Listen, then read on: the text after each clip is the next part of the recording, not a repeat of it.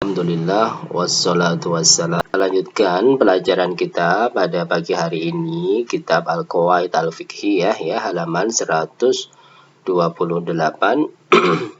Qala al-muallif rahimahullahu taala wa kadzzalikal asl fil ma'sum.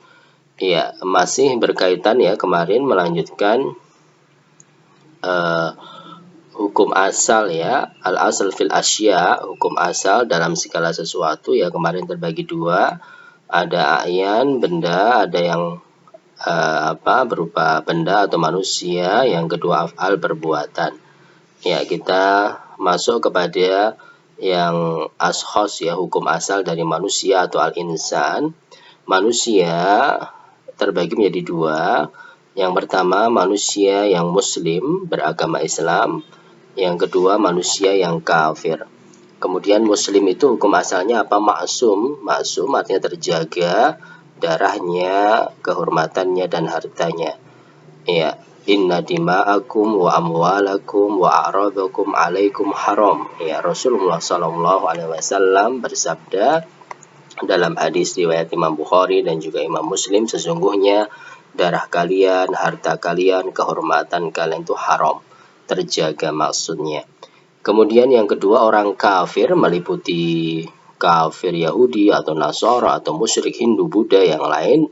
Ada 4 macam. Dhimmi, ya, kafir yang tinggal di negara Islam dan dilindungi, ini juga hukumnya maksum. Kemudian yang kedua mu'ahad, kafir yang ada perjanjian, dia tinggal di negara kafir tapi negara kafir tersebut ada perjanjian damai dengan negara Islam, misalnya orang Singapura. Musta'man, orang kafir yang tinggal di negara kafir tapi datang ke negara Islam karena ada keperluan wisata atau tenaga ahli. Yang ini 3 ini adalah maksum, hukumnya juga maksum, terjaga harta, darah dan kehormatannya. Rasulullah SAW mengatakan, man qatala mu'ahadan lam yarih raihatal jannah. Barang siapa yang membunuh, menyakiti orang kafir mu'ahad yang ada perjanjian, baik dhimmi atau mu'ahad atau musta'man, maka tidak mencium bau surga. Kemudian yang keempat adalah kafir harbi, orang kafir yang memusuhi Islam, maka ini yang ghairu ma'sum, yang darahnya bisa halal, hartanya dan kehormatannya, tetapi tentu saja jika akan berjihad harus di bawah pemerintah. Ya. Naam, hukum asalnya maksum, wahwal muslim. Yang maksum itu dia orang muslim, aul mu'ahad atau orang kafir yang ada perjanjian. Tahrimu damuhu, damihi, haram darahnya, tidak boleh dibunuh maksudnya. Wa malihi, hartanya, tidak boleh dicuri, dirampok, dirampas. Wa idhihi, kehormatannya, tidak boleh dihina. Fala tubahu illa bihaq, maka tidak boleh kecuali dengan jalan kebenaran. Jalan kebenaran misalnya apa? Orang kafir tersebut membunuh orang Islam, misalnya di kisos ya. Fa idza zalal asal, maka jika hilang hukum asal, imma biriddatil muslim, bisa hukum asalnya itu maksum, seorang muslim, maka bisa hilang jika dengan cara yang benar. Contohnya apa? Riddah, orang Islam dia murtad. Ya, man baddala dinahu faqtulu. Rasulullah mengatakan barang siapa yang mengganti agamanya maka halal dibunuh oleh pemerintah. Auzanal muhsan, atau orang Islam berzina dalam keadaan dia muhsan. Au qatal nafsin, atau orang Islam membunuh orang Islam yang lain di kisos. Au naqdil mu'ahad al-ahda halla qatluhu, atau orang kafir yang ada perjanjian damai, dia melanggar perjanjian itu dulu, maka boleh. Wa kadzalika idza janal insanu janayah tujibu qatl adwin. Demikian pula jika seseorang manusia melakukan jinayah ya, kejahatan, misalnya membunuh orang lain atau menyakiti orang lain, memotong tangan orang lain yang bisa mewajibkan atau mengakibatkan qat'u adwin ya, dipotong anggota badannya, autu jibu ukubah au malan hala minhu biqadar ma yuqabil tilkal janaya. Ya, maka misalnya dia mematahkan tangan orang lain, boleh orang itu dipatahkan, dibalas. Atau dia merampas harta orang lain, utang tidak dibayar misalnya, maka boleh hartanya itu diambil untuk membayar utangnya. Wa idza qata'a adwan aw saraqa wa nahwuhu, ya, demikian pula jika dia mematahkan tulang orang lain atau mencuri atau yang lain. Wa kadzalika idza stadana, demikian pula jika orang itu berhutang, wamtana'a minal wafa, kemudian tidak mau membayar dalam kondisi dia mampu, fayukhadhu min malihi, maka boleh diambil dari hartanya biqadar dzalikal haq, sesuai dengan jumlah hutangnya. Sawan kana dain lillah aw lil khalq, sama saja utang itu bagi Allah, misalnya dia tidak mau bayar zakat, ya, maka pemerintah boleh memaksa merampas hartanya, atau utang itu sesama manusia. Au nafaqah lil aqarib, demikian pula jika seseorang itu tidak mau memberikan nafkah bagi keluarga atau mamalik atau budak, awil bahaim, atau dia punya hewan, awil dhaif, atau tamu tidak diberikan hidangan, maka boleh diambil hartanya itu sesuai dengan kebutuhan. Ya, tapi asalnya selain hal tersebut terjaga hartanya dan kehormatannya.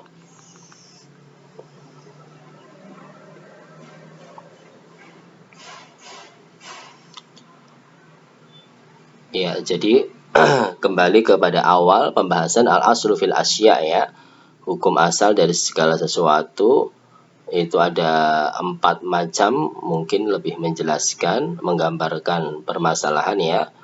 Bahwa permasalahan di dalam syariat itu ada 4. Masail fihad dalil ya dulu ala tahrim awil najazah, suatu permasalahan yang memang jelas ada dalil yang menunjukkan keharaman atau najis. Ya, misalnya apa?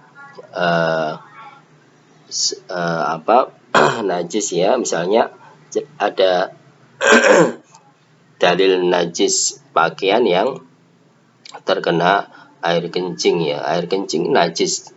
Dalilnya, ya, hadis tentang orang yang kencing di masjid, Rasulullah memerintahkan untuk disiram air, itu dalil najis. Pakaian terkena najis, ini berarti dalil itu najis, ya, maka kita hukumi najis. Yang kedua adalah masail fiha dalil ya dulu ala ibahah awit toharoh. Permasalahan yang di situ ada dalil yang menunjukkan mubah atau suci, ya, misalnya air hujan. Apa hukum air hujan? Jelas dalam Al-Quran, wa anzalna minal ma'i minas sama'i ma'an tahura, kami turunkan dari langit itu air yang suci. Dalam Al-Quran jelas air hujan itu suci, ya, kita hukumi air hujan itu suci karena dalilnya jelas. Yang ketiga adalah masail fiha dalilani muta'arridhani, permasalahan yang di situ ada 2 dalil yang saling bertentangan. Ada satu dalil menunjukkan haram, dalil yang kedua halal, yang satu menunjukkan suci, yang satu menunjukkan najis misalnya. Maka di sini kita harus mentarjih, menganalisis, ya. Dalil-dalil itu kita analisis mana yang lebih kuat, mana yang lebih tepat. Juga kita lihat penjelasan para ulama seperti itu. Kita tarjih mana yang lebih kuat, kita ambil yang lebih kuat, kita tinggalkan yang lemah. Yang keempat, yang hukum asal itu adalah masail la na'lam fiha dalil. Ada permasalahan yang kita tidak tahu ada dalil. Tidak ada dalil yang menghalalkan atau suci, dan tidak ada dalil yang mengharamkan atau menajiskan. Misalnya apa? Ada air di ember, bukan air hujan, tidak tahu ini air hujan atau bukan, dan tidak tahu apakah air ini ada air kencing atau tidak. Ya, ini kan air ini tidak ada dalil, bukan air hujan yang jelas suci, bukan air kencing yang jelas najis, tapi ada air. Ya, maka bagaimana sikap kita? Kembalikan ke hukum asal. Air ini hukum asalnya apa? Suci. Oh, berarti boleh dipakai untuk wudhu. Ini, ya, jadi hukum asal itu dipakai dalam kondisi kita tidak tahu dalil, ya, baik yang mengharamkan ataupun yang melarang.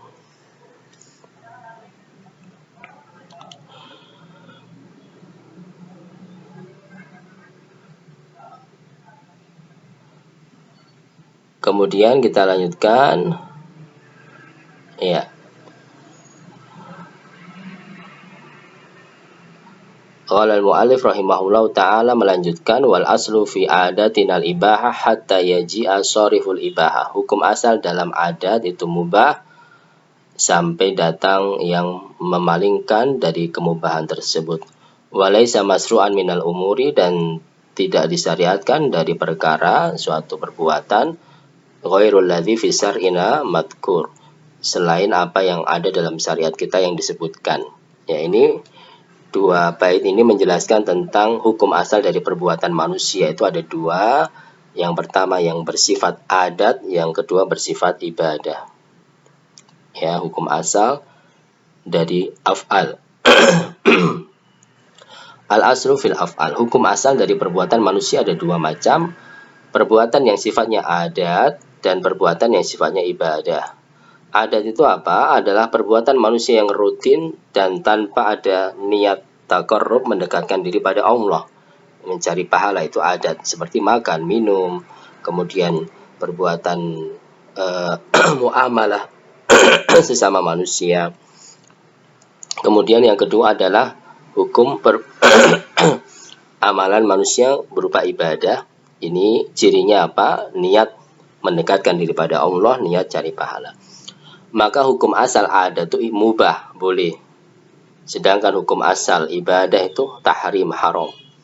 Ya, dalilnya apa? Dalil mubah hadis innallaha farada faraidha fala tudayyi'uha wa hadda hududan fala ta'taduha wa harama asya fala tantahikuha wa sakata an asya'a rahmatan lakum ghairu nisyanin fala tab'atsu anha. Ya, di situ Allah ada kewajiban, ada haram. Ya, kalau jelas wajib ini kerjakan, yang haram tinggalkan. Tetapi ada sakata, Allah mendiamkan. Mendiamkan ini tidak ada dalil yang mengharamkan, tidak ada dalil yang jelas itu mewajibkan.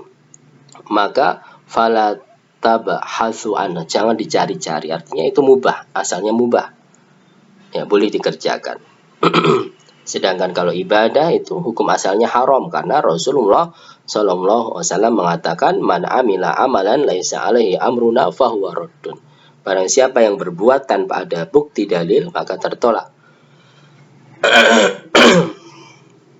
Ya, wahadzani aslani dzakarahuma Syekhul Islam rahimahullahu fi kutubihi. Ini dua kaidah yang disebutkan oleh Syekhul Islam dalam kitabnya. Wa dzakara anal asl alladzi bana alaihi Imam Ahmad madhhabahu. Ini merupakan kaidah yang Imam Ahmad membangun padanya madhab. Ya, anal asl fil adat al ibahah. Hukum asal dari adat, ya perbuatan manusia, rutinitas sehari-hari itu mubah.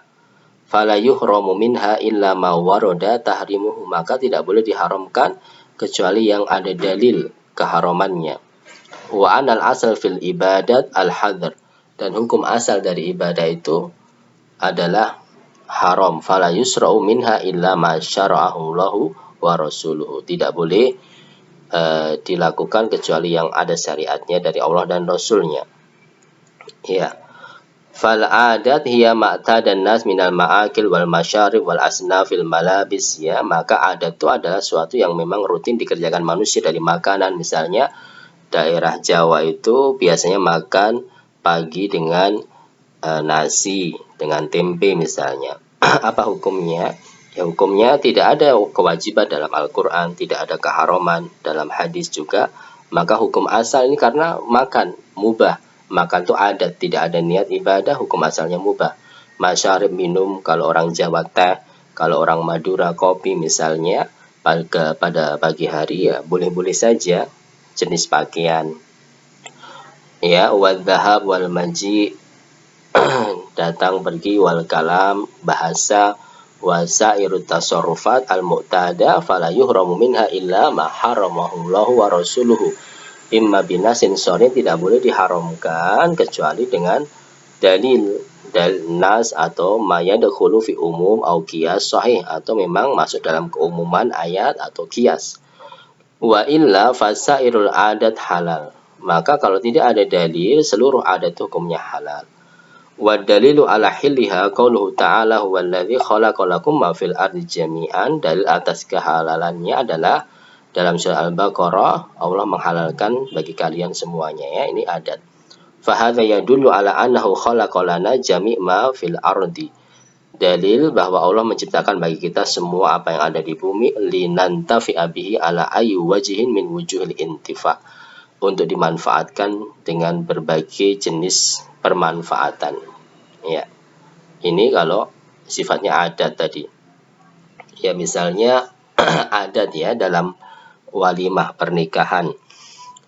Nah, seperti yang dari awal itu, ada perbuatan yang jelas itu haram. Kalau di daerah saya misalnya walimah itu dengan nyanyian atau musik, maka ini haram karena ada dalil keharamannya.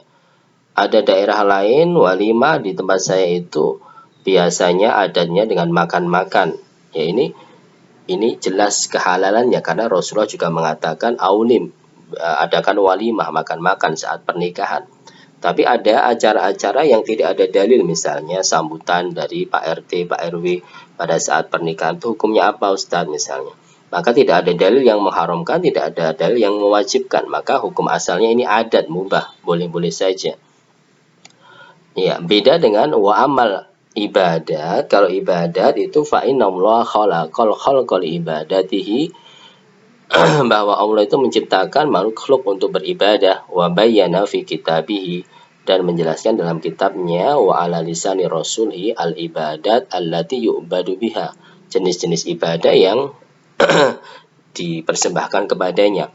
Wa amara bi ikhlasiha lahu, memerintahkan untuk ikhlas dan juga mutaba'at. Faman taqarraba biha lillahi mukhlishan fa amaluhu maqbul, maka barang siapa yang mendekatkan diri pada Allah ibadah dengan ikhlas, maka amalannya diterima. Wa man taqarraba ila Allah bi ghairiha fa amaluhu mardud, barang siapa yang mendekatkan diri pada Allah tanpa ikhlas, tanpa mutaba'ah, maka amalannya tertolak. Kama qala sallallahu alaihi wasallam, man amila amalan laisa alaihi amruna fahuwa raddun, seperti qala Rasulullah SAW, barang siapa yang beramal tanpa ada perintah maka tertolak amalannya. Wasahibuhu dakhil fi qoulihi ta'ala, dan pelakunya masuk dalam keumuman firman Allah Subhanahu wa taala, am lahum syuraka'u syara'u lahum minad dini ma lam ya'dzan bihillah, apakah ada manusia yang berbuat kesyirikan, membuat syariat yang tanpa izin dari Allah. Ya, ini berarti bid'ah, membuat syariat baru itu bisa masuk dalam dosa syirik dari sisi membuat syariat dari agama tanpa izin dari Allah Subhanahu wa taala. Ya, jadi itu, ya, ibadah itu harus dengan dua syarat, ikhlas dan mutaba'at. Ikhlas hatinya dan mutaba'at secara batin, ikhlas zahir, mutaba'at sesuai dengan sunnah Rasul dari 6 sisi. Sebab, jenisnya, qadar jumlahnya, tata cara, kaifiyah, waktu dan tempatnya. Sebabnya, ya. Ya, nanti kita bahas lebih lengkap pada pertemuan berikutnya, ya. Sebab, ya, misalnya apa, puasa hari Kamis itu benar karena memang sebabnya ada dalilnya. Kalau ada orang mau berpuasa hari Jumat, sebabnya apa? Sebabnya Jumat itu hari yang terbaik. Ini tertolak karena sebabnya tidak ada dalil. Ya, walaupun benar, tapi sebab itu tidak pernah dilakukan oleh Rasulullah sesuai dengan mutaba'at. Jenisnya, misalnya mau berkorban dengan ayam, tidak boleh karena jenis binatang korban itu sudah ditentukan, ya, kambing atau sapi atau unta. Qadar jumlah sholat zuhur itu 4, ini sudah ditentukan, harus cocok, tidak boleh sholat zuhur 6. Kaifiyah, tata cara, urutannya, ya, sholat itu berdiri, ruku, sujud itu harus urut. Kalau ada orang sholat tidak sesuai kaifiyah tata cara, habis berdiri langsung sujud misalnya, ya tertolak. Zaman waktunya sudah ditentukan, ya, makan tempatnya, mau haji tapi bulan Ramadan, ya tidak boleh. Mau haji tapi ke mana, ke Iran, ya tidak boleh, ya, haji harus di Mekah, tanah suci, tempat dan waktunya. Ya, ini anak-anak penjelasan dari kitab Qawaid Al-Fiqhiyah, semoga bisa dipahami.